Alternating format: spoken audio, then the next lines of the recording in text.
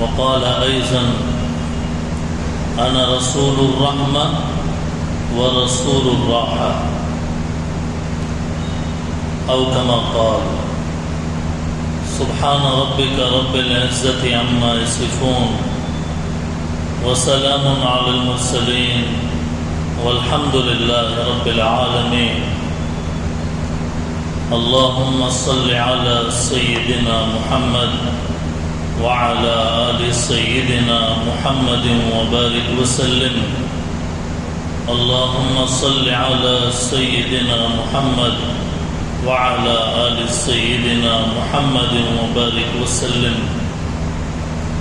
اللهم صل على سيدنا محمد وعلى آل سيدنا محمد وبارك وسلم.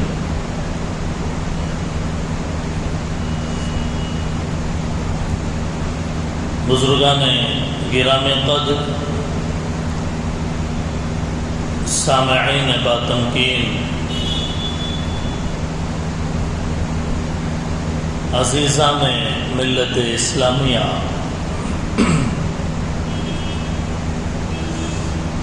ربیع الاول کا یہ دوسرا جمعہ، گزشتہ جمعہ ماہ ربیع الاول اور اس کا پیغام کے عنوان پر ہم نے بات کی تھی. آج کے اس جمعے میں ارادہ ہے کہ ہمارے اور آپ کے پیغمبر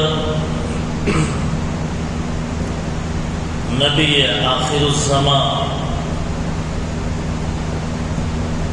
سرداران انبیاء تاجدار بدھا فخر دو عالم حضرت محمد مصطفیٰ صلی اللہ علیہ وسلم کی شان رحمت کو بیان کیا جائے. اللہ تعالیٰ کے نبی کے بارے میں قرآن میں ہے وَمَا أَرْسَلْنَاكَ إِلَّا رَحْمَةً لِلْعَالَمِينَ. اے نبی، ہم نے آپ کو عالموں کے لیے رحمت بنا کر بھیجا ہے. حضور علیہ السلام کی شان رحمت کو بیان کرنا بھی اللہ تعالیٰ کی توفیق کے بغیر نہیں ہوتا. لوگ صرف نبی اور رسول کو محض ایک نبی اور رسول مانتے ہیں، جبکہ ہمارے نبی اور رسول حضرت محمد صلی اللہ علیہ وسلم اس پوری دنیا کے اوپر آپ کا رحم ہے. پوری مخلوقات کے اوپر، انسانوں پر، جنات پر، چرند پرند درند، آسمانوں اور زمین، ہر ایک پر اللہ کے نبی علیہ السلام رحمت بن کر آئے ہیں. اسی لیے پروفیسر علامہ اقبال شاعر مشرق مرحوم نے اپنے اردو اشعار کے اندر بہت بہترین بات فرمائی ہے اور دل کو چھو جانے والی بات ہے. علامہ اقبال فرماتے ہیں ہو نہ یہ نام تو بلبل کا ترنم بھی نہ ہو. یعنی ہمارے نبی حضرت محمد صلی اللہ علیہ وسلم کا نام اگر نہ ہو تو بلبل کا ترنم بھی نہ ہو. ہو نہ یہ نام تو بلبل کا ترنم بھی نہ ہو، چمن دہر میں کلیوں کا تبسم بھی نہ ہو. نہ ساقی ہو تو پھر میں بھی نہ ہو، تم خم بھی نہ ہو. بزم توحید بھی دنیا میں نہ ہو، تم بھی نہ ہو. خیمہ افلاک کا استادہ اسی نام سے ہے. افلاک کے معنی آسمان، آسمانوں کا قیام، اس کا خیمہ جو لگا ہوا ہے جیسے کسی بڑے پروگرام کے لیے خیمہ لگاتے ہیں لوگ، بڑے اہتمام کرتے ہیں۔ علامہ اقبال فرماتے ہیں کہ یہ پوری دنیا کے اوپر جو آسمان ہے یہ ایک خیمے، ایک ٹینٹ کی طرح ہے۔ فرمایا کہ خیمہ افلاک کا استادہ اسی نام سے ہے، نبض ہستی تپش آمادہ اسی نام سے ہے۔ آپ کی شان رحمت کو بیان کرنے کے لیے آدمی کا صرف ارادہ کافی نہیں ہے، میرا کہنا، آپ کا سننا، میرا کہنے کے لیے حاضر ہونا، مجھے توفیق کا ملنا اور آپ حضرات کے بیٹھ کر سننے کے لیے توفیق کا ملنا، یہ اللہ کی توفیق کے بغیر ہو نہیں سکتا۔ اسی لیے کہا ذکر رسول کر نہیں سکتے زبان سے، ذکر رسول کر نہیں سکتے زبان سے، توفیق جب تلک نہ ملے آسمان سے۔ آسمان سے جب تک اللہ کی توفیق نہ ہو تو ذکر رسول کرنا انسان کے لیے ناممکن ہے۔ میرے اور آپ کے نبی حضرت محمد صلی اللہ علیہ وسلم کا ذکر کرنے سے کیا ملتا ہے؟ آپ کا تذکرہ کرنے سے کیا ملتا ہے؟ دل منور ہو جاتا ہے۔ اللہ کے نبی کے نام زبان پر آئے تو دل منور ہو جاتا ہے، دل روشن ہو جاتا ہے۔ اگر دل کے اندر بے چینی ہے تو محمد کہنے سے دل کی بے چینی ختم ہو جاتی ہے۔ دل کے اندر اگر بے چینی ہے تو دل کو قرار آ جاتا ہے۔ اگر اندھیرے ہیں تو اللہ کے نبی کا نام لینے سے اجالے ہو جاتے ہیں۔ کفر کی تاریکیاں ہیں، اللہ کے نبی کا نام لینے سے توحید کے اجالے ہو جاتے ہیں۔ ماجد دیوبندی نے کہا خرد کو آ رہا ہے رشک اس پر، منور دل ہے ان کی روشنی سے۔ عقل، خرد کہتے ہیں عقل کو، خرد کو آ رہا ہے رشک اس پر، منور دل ہے ان کی روشنی سے۔ ساقی کوثر کے ذکر پاس سے دور میری تشنگی ہونے لگی، میری پیاس بجھنے لگی۔ اللہ کے نبی علیہ السلام کا جب نامی میں نے لیا اور ہم نے لیا تو ہمارے بے قرار دل کو چین آیا، قرار آیا، ہمارے بے قرار دل کو قرار آیا، ہمارے بے چین دل کو چین آیا اور بے سکونی ختم اور دل منور ہو گیا۔ اور ہمارے نبی صلی اللہ علیہ وسلم کے پیدائش کا یہ مہینہ، ربیع الاول کا مہینہ، ہمارے نبی کے پیدائش کا مہینہ، اللہ کے نبی علیہ السلام جیسے سیرت کے اعتبار سے، یعنی اچھے اخلاق کے اعتبار سے، لوگوں کے ساتھ اچھا سلوک کرنے کے اعتبار سے اعلیٰ اور عرفہ تھے، ہمارے نبی صورت کے اعتبار سے بھی انتہائی خوبصورت تھے۔ ہمارے نبی کی سیرت بھی اعلیٰ اور صورت بھی اعلیٰ، سیرت میں بھی بے مثال اور صورت میں بھی بے مثال۔ اسی لیے حضرت حسان بن ثابت رضی اللہ تعالیٰ عنہ اللہ کے نبی کے دربار میں بیٹھ کر اللہ کے نبی کے سامنے شاعری کرتے تھے۔ دشمنوں کی طرف سے اگر شعروں کے اندر، اشعار کے اندر اگر کوئی بری بات بیان کی جاتی، حضرت حسان کھڑے ہو جاتے اور کھڑے ہو کر آقا کے سامنے کھڑے ہو کر، میرے آقا کے مجلس کے اندر کھڑے ہو کر آپ حضور صلی اللہ علیہ وسلم کی تعریف بیان کر دیتے ہیں۔ بہترین تعریف کی ہے حضرت حسان بن ثابت رضی اللہ تعالیٰ عنہ نے۔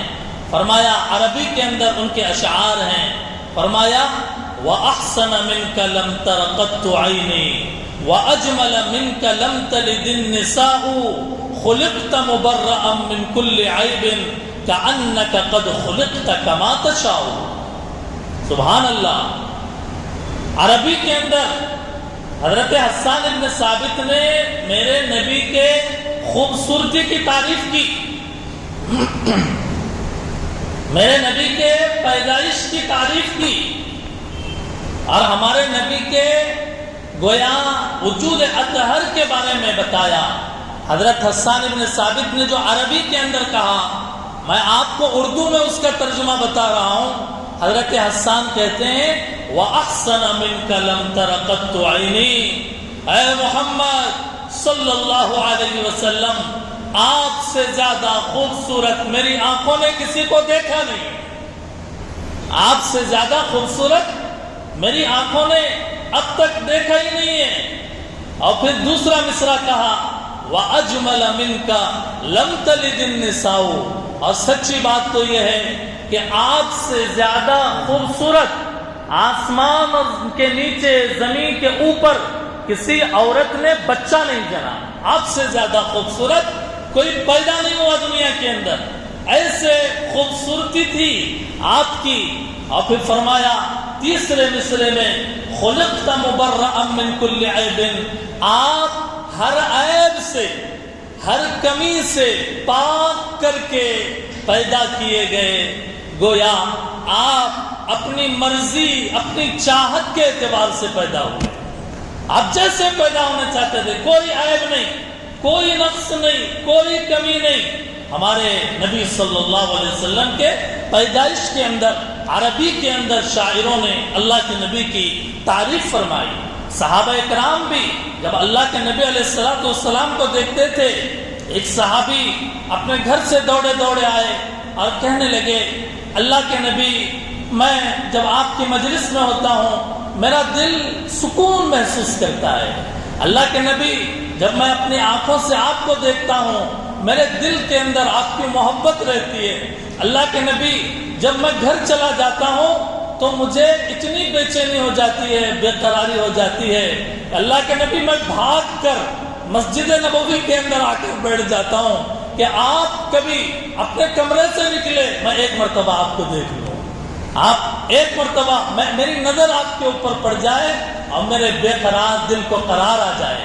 حضرت ابو ہریرہ کی روایت میں ہے، حضرت ابو ہریرہ فرماتے ہیں اللہ کے نبی علیہ السلام 14ویں کا چاند نکلا ہوا ہوتا، میں کبھی 14ویں کے چاند کو دیکھتا اور کبھی اپنے سرکار کے چہرے کو دیکھتا، میں فیصلہ نہیں کر پاتا، لیکن اخیر میں میرا دل یہ کہتا کہ میرے سرکار زیادہ خوبصورت ہیں اس 14ویں کے چاند کے مقابلے میں۔ 14ویں کے چاند میں خوبصورتی حسن کم ہے، لیکن میرے اور آپ کے نبی کے اندر حسن اور خوبصورتی زیادہ ہے۔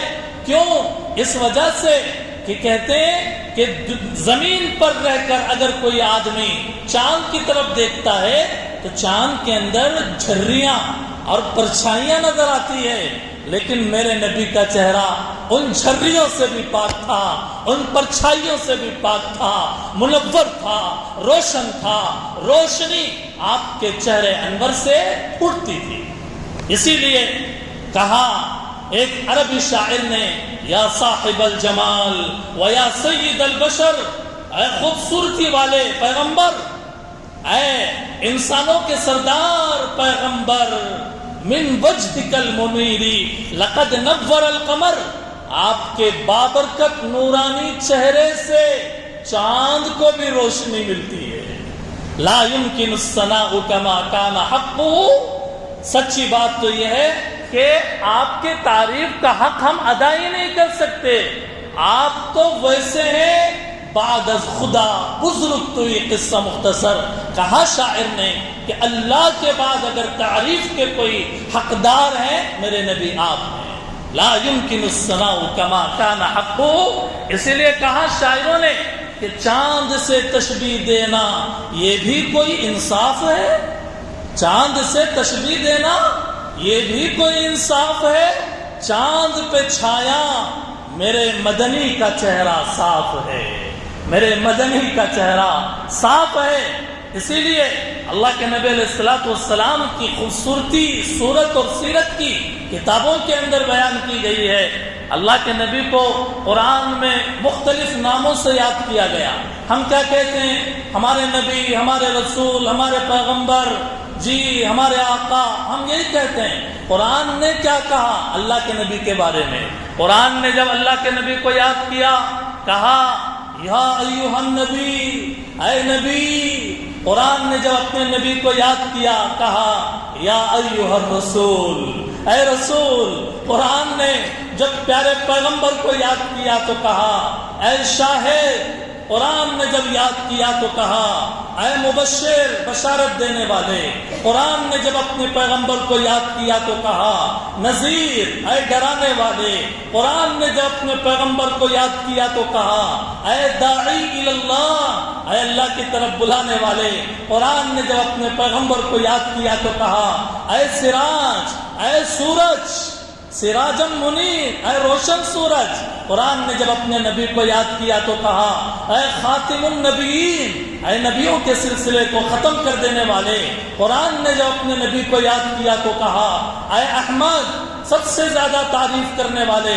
قرآن نے جب اپنے نبی کو حدیث کے اندر یاد کیا گیا تو کہا اے ماحی، حدیث میں جب یاد کیا گیا تو کہا اے حاشر، حدیث میں جب اپنے نبی کو یاد کیا گیا تو کہا اے عاقب، میں حدیث کے اندر جب اپنے پیغمبر کو یاد کیا گیا تو کہا اے نبی التوبہ، اے نبی الرحمہ۔ قرآن نے جب اپنے پیغمبر کو یاد کیا تو کہا اے رحمت للعالمین وما ارسلناک الا رحمت للعالمین، ہم نے آپ کو تمام دنیا والوں کے لیے رحمت بنا کر بھیجا ہے۔ یہ ہمارے پیغمبر کی وہ امتیازی صفت ہے، امتیازی شان ہے، رحمت للعالمین۔ اللہ کے نبی ایک جہاں کے لیے نہیں، جہانوں کے لیے رحمت بنا کر بھیجے گئے ہیں۔ رحمت کس کو کہتے ہیں؟ رحمت کا معنی کیا ہے؟ رحمت کا معنی ایسی چیز جس سے اطمینان اور سکون حاصل ہو۔ رحمت کا معنی ایسی چیز کہ جس سے اطمینان اور سکون حاصل ہو۔ رحمت کا معنی راحت ہے، رحمت کا معنی عافیت ہے، رحمت کا معنی عظمت ہے، رحمت کا معنی بلندی ہے، رحمت کا معنی رفعت ہے، رحمت کا معنی اندھیروں کے بعد اجالے رحمت ہے، دکھوں کے بعد حاصل ہونے والا آرام، یہ بھی رحمت ہے۔ رحمت کے اتنے سارے معنی ہیں۔ کیوں؟ اس وجہ سے کہ حضور صلی اللہ علیہ وسلم کے آنے سے پہلے دنیا کی کیا کیفیت تھی؟ ہر طرف اندھیرا، ہر طرف برائیاں، ہر طرف بد کرداریاں، ہر طرف غلط طریقے، جی قتل، ڈکیتی، غصب، لوٹ مار، زندہ بچیوں کو زمین میں دفن کر دینا، ہر طرف پوری دنیا کے اندر ایک لعنت برستی تھی۔ ایسا لگتا تھا کہ لعنت برستی تھی۔ میرے سرکار آئے، رحمت لے کر آئے، سرکار آئے، پوری دنیا کے اوپر رحمت کی چادر ڈال دی۔ سرکار آئے، پوری دنیا کو اپنے رحم کی چادر کے اندر لے لیا۔ اسی لیے شاعر نے کہا حضور آئے تو سر آفرینش پا گئی دنیا، حضور آئے تو سر آفرینش پا گئی دنیا، اندھیروں سے نکل کر روشنی میں آ گئی دنیا، اندھیروں سے نکل کر روشنی میں آ گئی دنیا، بجھے چہروں کا زنگ اترا، ستے چہروں پہ نور آیا، حضور آئے تو انسانوں کو جینے کا شعور آیا، حضور آئے تو انسانوں کو جینے کا شعور آیا، یتیموں اور ضعیفوں کو پناہیں مل گئی آخر، یتیموں اور ضعیفوں کو پناہیں مل گئی آخر، حضور آئے تو ذروں کو نگاہیں مل گئی آخر۔ اللہم صل علی سیدنا محمد وعلی آل سیدنا محمد وبارک وسلم۔ حاضرین محترم، اللہ کے نبی کے بارے میں قرآن میں یہ دعویٰ کیا گیا کہ ہم نے آپ کو عالموں کے لیے رحمت بنا کر بھیجا ہے، عالموں کے لیے۔ یہ نہیں کہا ایک عالم کے لیے، یہ نہیں کہا صرف دنیا کے لیے، یہ نہیں کہا کہ دو عالموں کے لیے، بلکہ اللہ کے نبی کے بارے میں جب کہا اللہ نے عالموں کے لیے رحمت بنایا۔ کیوں؟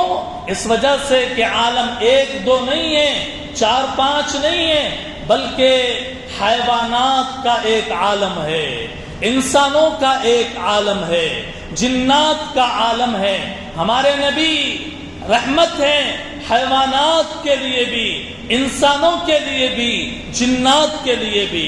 عالم ارواح، عالم ارواح بھی ایک عالم مشرق، عالم مغرب، عالم شمال، عالم جنوب، نباتات کا عالم، عورتوں کا ایک جہاں، مردوں کا ایک جہاں، مزدوروں کا ایک جہاں پوری دنیا میں، کسانوں کا ایک جہاں، بچوں کا ایک جہاں، اور تمام جہانوں کے لیے ہمارے نبی صلی اللہ علیہ وسلم کو ایک روشن سورج بنایا گیا، اور تمام جہانوں کے لیے نبی علیہ السلام کو رحمت بنایا گیا. جی تمام جہانوں کے لیے آپ رحمت ہیں، تمام جہانوں کے لیے آپ روشنی ہیں، تمام جہانوں کے لیے آپ عظمت ہیں، تمام اندھیروں میں آپ اجالا ہیں، تمام کفر کے اندر توحید کا جھنڈا بلند کرنے والی ذات ہے ہمارے اور آپ کے نبی حضرت محمد صلی اللہ علیہ وسلم کی. آج تقریر کا عنوان ہے نبی رحمت کی شان رحمت للعالمینی. نبی رحمت کی شان رحمت للعالمینی. ہمارے نبی صرف امیروں کے لیے رحمت نہیں، غریبوں کے لیے بھی رحمت ہیں. ہمارے نبی صرف نوکری کرنے والوں کے لیے رحمت نہیں، بلکہ مزدوروں کے لیے بھی رحمت ہیں. حضور کے آنے سے پہلے مزدور جب مزدوری کرتا، 10 دن مزدوری کرتا، اسے مزدوری نہیں ملتی. مہینوں مزدوری کرتا، اسے مزدوری نہیں ملتی. سالہ سال گزر جاتے، مزدوروں کے حقوق مارے جاتے، مزدور کو مزدوری نہیں ملتی. لیکن ہمارے نبی صلی اللہ علیہ وسلم جب دنیا کے اندر آئے، اللہ کے نبی نے فرمایا مزدور کو اس کی مزدوری دے دو، اس کا پسینہ خشک ہونے سے پہلے، اس کا پسینہ سوکھنے سے پہلے مزدور کو مزدوری دے دو. ہمارے نبی مزدور کے لیے بھی رحمت بن کر نازل ہوئے ہیں. ایک صحابی آئے، اللہ کے نبی سے مصافحہ کیا. اللہ کے نبی نے مصافحے کے بعد فرمایا کہ تمہارے ہاتھ کو کیا ہو گیا؟ اور صحابی نے کہا اللہ کے نبی مزدوری کرتا ہوں، مزدوری کرنے کی وجہ سے میرے ہاتھوں میں گٹے پڑ گئے ہیں، میرے ہاتھوں میں گٹے پڑ گئے ہیں. اللہ کے نبی نے فرمایا جا، میں تجھے بشارت دیتا ہوں کہ مزدوری کرنے والا اللہ کا محبوب ہے، مزدوری کرنے والا اللہ کا محبوب ہے. کہا الکاسب حبیب اللہ، محنت کر کے کمائی کر کے کمانے والا، مزدوری کرنے والا، دنیا کمانے والا، وہ اللہ کا محبوب ہے. یہ ہمارے آقا کی وہ شان رحمت ہے کہ جس شان رحمت سے مزدوروں کو رحمت میں حصہ ملا. اللہ کے نبی صلی اللہ علیہ وسلم صرف انسانوں کے لیے رحمت نہیں بلکہ جانوروں کے لیے بھی رحمت ہے. اللہ کے نبی صلی اللہ علیہ وسلم ایک مرتبہ جا رہے تھے، اچانک ایک اونٹ بھاگتا ہوا آیا اور اللہ کے نبی کے چوکھٹ کے اوپر اپنا سر رکھ دیا. صحابہ اکرام جمع ہو گئے کہ پتہ نہیں یہ جانور کہیں دیوانہ تو نہیں ہو گیا اور کہیں ہمارے سرکار کو نقصان تو نہ پہنچا دیں. صحابہ قریب آئے، اللہ کے نبی سے پوچھا اللہ کے نبی یہ اونٹ آپ کی چوکھٹ کے اوپر اپنا سر رکھتا ہے، کیا کہتا ہے؟ اللہ کے نبی نے فرمایا یہ جانور رحم کی بھیک مانگ رہا ہے، یہ جانور رحم کی بھیک مانگ رہا ہے. کہہ رہا ہے کہ اس کا مالک اس کو چارہ کم دیتا ہے، کام زیادہ لیتا ہے. چارہ کم دیتا ہے اور کام زیادہ لیتا ہے اور چارہ کم دیتا ہے. اللہ کے نبی نے اس جانور، اس اونٹ کے مالک کو بلایا اور پوچھا کہ تیرا اونٹ تیری شکایت کرتا ہے کہ تو اس سے کام زیادہ لیتا ہے اور کھانے کے لیے چارہ کم دیتا ہے. فرمایا اس کو چارہ زیادہ دے اور کام کم لے. میرے نبی کی رحمت سے جانوروں کو حصہ ملا، رحمت کے اندر حصہ ملا. اللہ کے نبی علیہ السلام صرف مسلمانوں کے لیے رحمت نہیں تھے بلکہ حضور صلی اللہ علیہ وسلم کافروں کے لیے بھی رحمت کے پیغامبر بن کر بھیجے گئے. اللہ کے نبی خانہ کعبہ میں نماز پڑھ رہے ہوتے، دشمن آ کر آپ کو نماز سے روکنے کے لیے جب آپ رکوع یا سجدے میں جاتے، اونٹ کی غلاظت، اونٹ کی اوجھڑی لا کر آپ کے پیٹھ کے اوپر رکھ دیتے تاکہ نبی نماز پوری نہ کرے. اللہ کے نبی آرام سے نماز پوری کرتے، لیکن ان کو بدلے میں کچھ نہیں کہتے، الٹا دعا دیتے، اے اللہ میری قوم پر رحم فرمائیے، وہ مجھے نہیں پہچانتی، مجھے نہیں جانتی. کافروں کے لیے رحمت تھے. جی آج آدمی اپنے باپ، بیٹے، اپنے خاندان، فیملی کے لیے بہت زیادہ پریشر میں آ جاتا ہے جب اس کے فیملی والوں کے ساتھ کوئی برا معاملہ ہوتا ہے. لیجئے شان رحمت للعالمین ہی دیکھیے، ہندا جس نے اللہ کے نبی کے چچا حضرت حمزہ کو شہید کروایا اور آپ کا حضرت حمزہ کا سینہ پھاڑ کر آپ کے کلیجے کو نکال کر منہ میں رکھ کر چبایا تھا. جب وہ ہندا اللہ کے نبی کے سامنے آئی، اللہ کے نبی سے اس نے معافی کی درخواست کی. اللہ کے نبی نے اپنے چچا کو قتل کرنے والی ہندا کو بھی معافی کا پروانہ دے کر پوری دنیا کو بتا دیا کہ اللہ کے نبی کتنے بڑے رحمت ہیں، کتنے بڑے رحمت ہیں. اپنے قاتلوں کو معاف کیا. اللہ کے نبی ایک جھاڑ کے نیچے آرام کر رہے تھے اور تلوار لٹکا دیے تھے. ایک دیہاتی بھاگتا ہوا آیا اور اس تلوار کو لے کر پوچھا اللہ کے نبی کو، بتا محمد تجھے کون بچائے گا؟ اللہ کے نبی نے 3 مرتبہ فرمایا اللہ مجھے بچائیں گے، اللہ مجھے بچائیں گے. ایک کہنا تھا 3 مرتبہ. اس کے ہاتھ سے وہ تلوار چھوٹ کے نیچے گر گیا اور اس تلوار کے اوپر اللہ کے نبی نے قبضہ کیا. پھر تلوار اٹھا کر کہا اب بتا تجھے کون بچائے گا؟ اس نے کہا آپ ہی بچا سکتے ہیں. اللہ کے نبی نے تلوار نیچے گرا دیا اور کہا جا میں نے تجھے معاف کر دیا. اپنے جان کے دشمنوں کو اللہ کے نبی علیہ الصلوۃ والسلام نے معاف کیا. جی مکہ فتح ہو گیا. اللہ کے نبی اور صحابہ کرام مکے میں داخل ہوئے. اب جب مکے میں داخل ہوئے، بلال حبشی کو ستانے والے، خباب ابن ارد کو ستانے والے، مکے کی پہاڑیوں میں حضور کو ستانے والے، حضور پہ قتل کی سازش کرنے والے، تلواروں اور زہر کے ذریعے سے اللہ کے نبی علیہ الصلوۃ والسلام کو قتل کرنے والے لوگوں سے اللہ کے نبی نے فتح مکہ کے موقع پر کہا کہ تم نے جو کچھ کیا میرے سامنے ہے. 13 سال مکے کی زندگی کے اندر وہ کون سا ظلم تھا، وہ کون سا ستم تھا جو تم نے ہمارے ساتھ نہیں کیا، لیکن بتاؤ آج میں تمہارے ساتھ کیسا سلوک کروں گا. اللہ کے نبی علیہ الصلوۃ والسلام نے فرمایا پھر اس کے بعد میں آج میں تم سے وہی کہوں گا جو بات یوسف علیہ السلام نے اپنے بھائیوں سے کہی تھی، جاؤ میں نے تمہیں معاف کر دیا. آج کے بعد کوئی تم کو پوچھنے والا نہیں ہے اس ظلم کے بارے میں، اس ستم کے بارے میں. ایک صحابی کے زبان سے یہ لفظ نکلا آج تو بدلے کا دن ہے. فتح مکہ کے موقع پر یہ الفاظ نکلے آج تو بدلے کا دن ہے. اللہ کے نبی نے اس صحابی کو روکا، کہا آج بدلے کا دن نہیں ہے، آج رحم کا دن ہے. اليوم یوم المرحمہ، آج تو رحم کا دن ہے. دوستو اور بزرگوں، ہمارے نبی کتنے رحیم تھے اپنی امت کے لیے.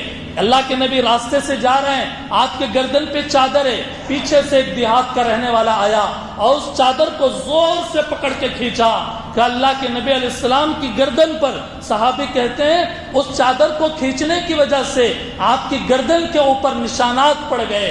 اللہ کے نبی یوں مڑے اور دیکھا اور پھر اللہ کے نبی کے مبارک چہرے کے اوپر مسکراہٹ آئی. اللہ اللہ کیا شان ہے ہمارے نبی کی. آج ہمیں کوئی آنکھوں کے سامنے تیز نظروں سے دیکھ لیتا، ہمیں برداشت نہیں ہوتا. آج ہمیں کوئی آہستہ یوں مار دیتا، ہمیں برداشت نہیں ہوتا.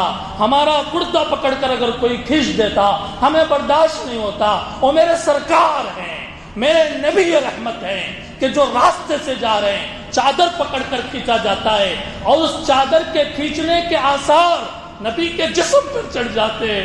پلٹتے ہیں مسکراتے ہوئے چہرے کے ساتھ، پوچھتے ہیں کہ تجھے کیا چاہیے؟ اور دیہاتی کہتا ہے مجھے چادر چاہیے جو چادر تم نے اوڑھ رکھا ہے. اللہ کے نبی صحابہ سے کہتے ہیں اس کے لیے چادر کا انتظام کیا جاتا ہے. اللہ کے نبی صرف انسانوں کے لیے رحمت نہیں تھے بلکہ جھاڑوں کے لیے، درختوں کے لیے رحمت تھے. اللہ کے نبی نے فرمایا درختوں کو بے ضرورت مت کاٹو، اور اگر ہو سکے تو تم درختیں لگاؤ، اس کا تمہیں ثواب ملے گا۔ زمین سے اگنے والے نباتات کے لیے آپ رحمت تھے، آپ ماں باپ کے لیے رحمت تھے۔ اللہ کے نبی نے فرمایا جنت ادھر ادھر کیا تلاش کرتے ہو، جنت تمہارے ماں کے قدموں کے نیچے ہے۔ رسول کی رحمت کی تعلیم یہ ہے کہ فرمایا کہ باپ تمہارے جنت کے دروازوں میں سے بیچ کا دروازہ ہے۔ اللہ کے نبی صرف غریب کے لیے رحمت نہیں تھے بلکہ امیر کے لیے بھی رحمت تھے۔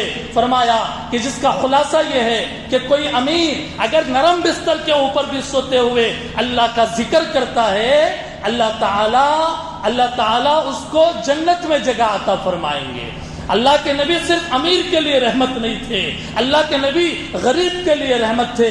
فرمایا اس امت کے، میرے امت کے غریب مالداروں سے 500 سال پہلے جنت میں جائیں گے۔